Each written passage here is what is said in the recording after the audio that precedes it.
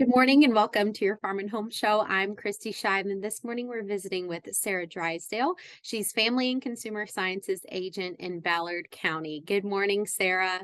Good morning, Kristi. How are you? I'm doing well. And Sarah, I'm excited you're here because spring cleaning is upon us. And today you are going to talk to us about decluttering. Sarah, what is clutter? So, when I think of clutter, I think of big piles of stuff that's just everywhere all over the house. However, clutter is actually just a collection of little untidy messes, and it can start really small.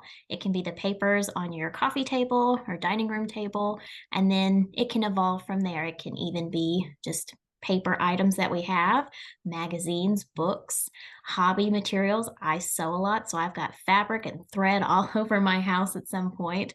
It can be our shoes and our clothes, even our laundry, clean and unclean piles. And then, when we have our kiddos, it can be their toys and games just kind of scattered in places in little piles. And, over time, this can become a big mess if we don't get with it really soon to kind of tidy up.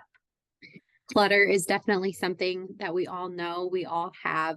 But Sarah, does having too much clutter affect our health? It actually does. So, when we talk about household clutter, it can have a big impact on our health and our quality of life. Because if it gets out of control in some cases, some people, such as our elderly, if they can't get around some of the stuff in their home, they can actually fall. And that's not good. We want to make sure that everybody's safe in their home, and we spend 90% of our time indoors. And so, over time, this can really affect our air quality because whether we know it or not, our stuff can actually attract more dander, pollen, dust mites. If we have pets, that pet dander can get trapped in fibers of things, and we don't even notice it over time, but it can just get worse and worse if we really don't think about it. So, clutter can affect our physical health, but what about our mental health?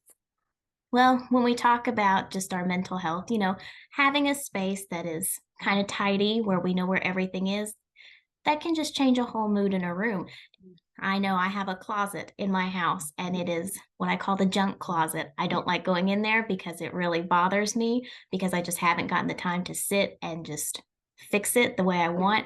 And I think that's how we all kind of get sometimes is we have that one space in our house, that one room, or even in our office where we're just like, oh, I don't want to go in there. It just kind of brings you down. But we have to know we got to fix it to kind of fix our mental state in it.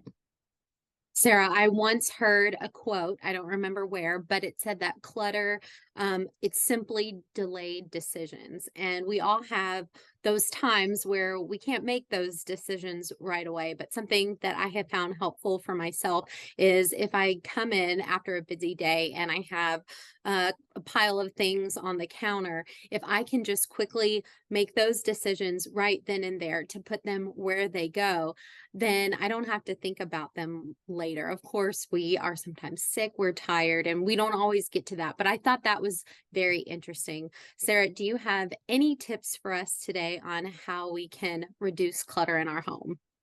So, one thing to reduce clutter is just start small. Maybe get some organizing bins from the dollar store or even ordering them online and just being able to file some things away. If you have to have, types of paperwork, bills, medical stuff at your house, have a dedicated box for it, have file folders for it, and just go from one room to the next. We don't have to do it all in one day. We don't have to tackle it all in one day, but just starting small and then progressing more, just kind of organizing the way that you need to organize. Great tips. Now, Sarah, do we have any resources on decluttering through extension? We do have some extension fact sheets about decluttering, starting in small steps, and those are available online or at your local extension office. Alrighty, Sarah, thank you so much for being with us today. Spring cleaning is upon us. If you need any help with decluttering, be sure to ask for those fact sheets through your local extension office. Thanks for joining us today on the Farm and Home Show, and we'll see you next time.